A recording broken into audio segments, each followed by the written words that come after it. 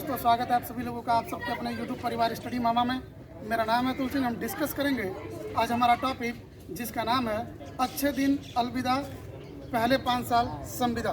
जी हाँ दोस्तों, ये मैं नहीं कह रहा, ये कह रही है यूपी गवर्नमेंट। यानी हम बात करने वाले हैं यूपी गवर्नमेंट की न्यू जॉब पॉलिसी के बारे में। वो पॉलिसी जो शायद पूरे छात्रों के बीच में हलचल मचा के रखी हुई है, और अगर आप भी उसे सुनने का तो काफ़ी लोग आप लोग इसके बारे में जान चुके होंगे, क्योंकि कल सुबह से ही प्रिंट मीडिया के माध्यम से, इलेक्ट्रॉनिक मीडिया के माध्यम से या फिर तमाम यूट्यूब चैनल के माध्यम से इस चीज़ को आपको बताया जा रहा है बार बार लगातार।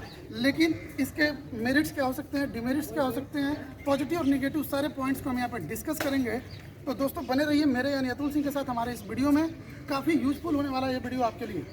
दोस्तों, यूपी गवर्नमेंट की न्यू जॉब पॉलिसी जिसमें कहा गया है कि अब जितने भी कर्मचारियों को नियुक्त किया जाएगा तो पहले 5 साल तक उन्हें संविदा पे कार्य करना होगा। हर 6 महीने पे उनका मूल्यांकन होगा और उस मूल्यांकन में उन्हें 60% लाना अनिवार्य है, और ये काम हर 6 महीने पे लगातार 5 सालों तक किया जाएगा। और उनका कहना है कि ये किया जा रहा है तमाम कर्मचारियों में सुधार लाने के लिए।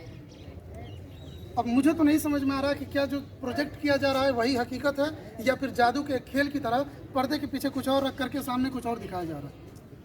ये कहीं ऐसा तो नहीं कि ये सारा जो किस्सा है, जो पूरी कहानी है, वो कुछ और कह रही हो। क्या कहीं ऐसा एक तरीका तो ये नहीं है अपने फेवरेट लोगों को जॉब में डालने का, और उन तमाम वो जो छात्र जो अपने अथक प्रयासों से सिलेक्ट होते हैं उन्हें कहीं बीच में ले जा करके उनके भविष्य को अंधेरे में लटका करके उन्हें बाहर कर देने का।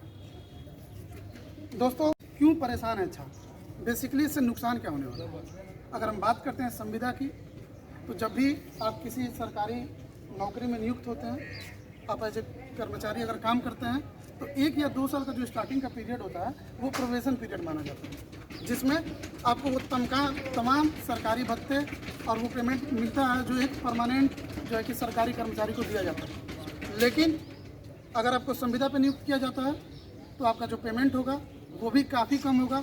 सपोज करिए आप अगर क्लर्कियल पोस्ट के लिए तैयारी कर रहे हैं, आप एक क्लर्क बनते हैं, तो आपको अगर आज 28,000 रुपये पे किया जाता है, तो संविदा पे अगर आपको हम नियुक्त करते हैं एज ए गवर्नमेंट, अगर मैं अपनी बात करता हूँ तो मैं गवर्नमेंट की बात कर रहा हूँ, तो अगर आपको गवर्नमेंट अगर वहाँ नियुक्त करती है तो वो आपको अधिक से अधिक 15 से 17,000 रुपये आपको पे करेगी। कब तक? 5 सालों के लिए। और 5 सालों के बाद भी अगर आप अपने प्रयासों के बाद, अपनी मेहनत के बाद और उनसे जिद करके अगर आप वहाँ रुके हुए हैं, तब जाकर के कहीं आपको परमानेंट नियुक्ति दी जाएगी। तो मुझे समझ में नहीं आ रहा कि क्या कोई और तरीका नहीं हो सकता था? क्या कर्मचारियों में सुधार लाने का, उन्हें मूल्यांकन करने का कोई और उपाय नहीं था गवर्नमेंट के पास? और क्या वो तमाम कर्मचारी जो पिछले 10-20 सालों से काम कर रहे हैं, आज नए कर्मचारियों को इस प्रणाली से नियुक्ति देने से क्या उनमें सुधार आएगा? ये तमाम ऐसे सवाल हैं जो प्रश्न चिन्ह लगाते हैं सरकार की मंशा पर। मैं अगर अपनी बात करूं, मैं अपने तरफ से अगर सुझाव देना चाहूँ, तो वैसे तो ये गवर्नमेंट सुनने वाली नहीं है, तो आप एक कमेटी बना सकते थे जो पूरे कर्मचारियों का मूल्यांकन करे, या फिर आप एक टारगेट बेस्ड काम दे सकते थे। 1 महीने में एक एम्प्लॉय को इतना काम करना है, अगर वो अपना टारगेट कंप्लीट नहीं करते हैं तो फिर आप उन्हें फायर कर सकते हैं, उन्हें नोटिस दे सकते हैं। ये तमाम ऐसे तरीके हैं जिसको अपनाया जा सकता था। लेकिन सुधार के नाम पर ये जो खिलवाड़ किया जा रहा है बच्चों के भविष्य के साथ, शायद सरकार ये नहीं समझ पा रही है कि लोग उनकी बातों को समझ रहे हैं। दोस्तों, मैं नहीं कहता कि ये सही है या गलत है, जो भी है इसके पॉजिटिव और नेगेटिव बातों को मैं आपको बता रहा हूँ। आप डिसीजन लेंगे, आपका अपना डिसीजन होगा कि ये जो फैसला है ये आपके हित में है या फिर आपके खिलाफ। और जो भी होगा आप कमेंट बॉक्स में कमेंट करके मुझे बताएंगे, और जहाँ मेजोरिटी होगी उस मुद्दे को हम मजबूती के साथ अपने चैनल पर उठाएंगे। इसमें मूल्यांकन का आधार क्या होगा, ये भी एक चिंता का विषय बना हुआ। चिंता का विषय इसलिए क्योंकि अगर ऊपर के अधिकारियों के द्वारा ये मूल्यांकन किया जाएगा तो कहीं ना कहीं जो नियुक्ति होगी, जितने भी कर्मचारी नियुक्त होकर के जाएंगे उनके शोषण होने की संभावना अधिक से अधिक बनी रहेगी। या फिर अगर एग्ज़ाम कराया जाता है तो कुछ हद तक कहा जा सकता है कि चलिए ठीक है, लेकिन हमें इस पूरी प्रणाली पे ही जो है कि संदेह है, हम इस प्रणाली से ही नाखुश हैं। और ये बात करूँ मैं अपनी पर्सनल में अगर अपनी बात करूँ तो मुझे ये प्रणाली बिल्कुल पसंद नहीं है। तो हमारा काम क्या हो सकता है?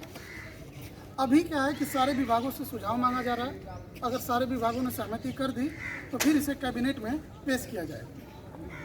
तो दोस्तों, अगर आपको लगता है कि आपके खिलाफ ये काम हो रहा है, अगर आपको लगता है कि इससे आपका नुकसान होने वाला है, तो hashtag speak up for permanent job आप इसे ट्रेंड कराएं और गवर्नमेंट तक अपनी बात को पहुंचाएं और उन्हें पता चले कि हम उनके फैसले से खुश नहीं हैं। बाकी जो भी होगा हम अपने अगले वीडियो में आपसे बात करेंगे। तब तक के लिए वीडियो देखने के लिए धन्यवाद। जय हिंद।